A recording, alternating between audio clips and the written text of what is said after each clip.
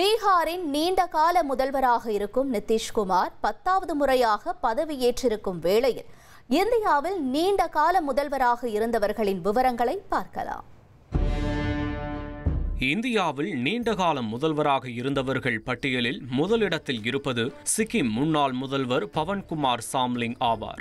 சிக்கிம் ஜனநாயக முன்னணி கட்சியைச் சேர்ந்த அவர் 1994 தொடங்கி 2019 வரையில் 24 ஆண்டுகள் 165 நாட்கள் சிக்கிம் முதல்வராக பதவி வகித்தார்.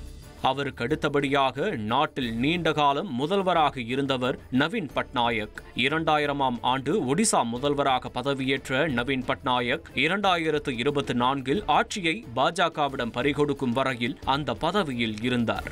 அதாவது 24 ஆண்டுகள் 99 நாட்கள். இதற்கு அடுத்தபடியாக மேற்கு வங்க முன்னாள் முதல்வர் ஜோதி பாசு 1977இல் மேற்கு வங்க முதல்வராக பதவியேற்ற ஜோதி பாசு 23 ஆண்டுகள் 137 நாட்கள் அந்த பதவியில் தொடர்ந்து 2000ஆம் ஆண்டு உடல்நிலையை காரணம் காட்டி அந்த பதவியில் இருந்து விலகினார். அருணாச்சல பிரதேச முன்னாள் முதல்வர் கெகாங் அபாங் இந்த பட்டியலில் 4வது இடத்தை பிடித்திருக்கிறார். 1980 தொடங்கி 1999 வரையில் அருணாச்சல் முதல்வராக இருந்தவர் 2003இல் மீண்டும் முதல்வரானார். ஆனால் 2007இல் காங்கிரஸ் உட்கட்சி பூசலால் பதவியிலிருந்து விலக்கப்பட்டார். அவர் 22 ஆண்டுகள் 250 நாட்கள் அருணாச்சல் முதல்வராக இருந்தார். மிசோரம் மாநில முன்னாள் முதல்வர் லால் தன்ஹால்வா 22 ஆண்டுகள் 60 நாட்கள் முதல்வராக பதவி வகித்தார். இதற்கு அடுத்தபடியாக ஹிமாச்சல பிரதேச முன்னாள் முதல்வர் வீர்பத்ர சிங் 21 ஆண்டுகள் 13 நாட்கள் அந்த பதவியில் இருந்தார். திரிபுரா முன்னாள் முதல்வர் மாணிக் சர்கார் 1998இலிருந்து 2018 வரையில் 19 ஆண்டுகள் 363 நாட்கள் முதல்வராக பதவி வகித்தார். 2018 தேர்தலில் மார்க்சிஸ்ட் கம்யூனிஸ்ட் தோற்று ஆட்சியை பறிகொடுக்க பதவியிலிருந்து விலகினார் மாணிக் சர்கார்.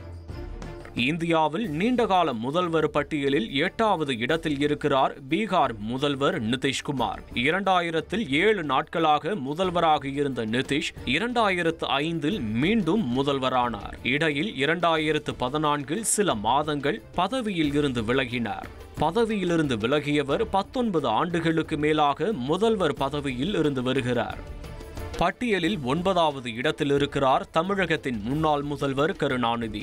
1969இல் அண்ணாவின் மறைவுக்கு பிறகு தமிழக முதல்வராக கருணாநிதி முதல் முறையாக பதவியேற்றார். தமிழக அரசியல் வரலாற்றில் 5 முறை முதல்வராக பதவி வகித்த அவர் அப்பதவியில் 18 ஆண்டுகள் 362 நாட்கள் இருந்தார்.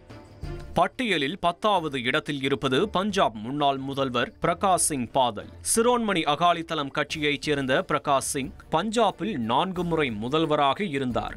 மொத்தமாக 18 ஆண்டுகள் 350 நாட்கள் பஞ்சாப் முதல்வராக இருந்தார். இந்த பட்டியலில் இடம்பெற்றிருக்கும் நிதிஷ்குமார் மட்டுமே இப்போது முதல்வராக பதவி வகித்து வருகிறார் என்பது குறிப்பிடத்தக்கது.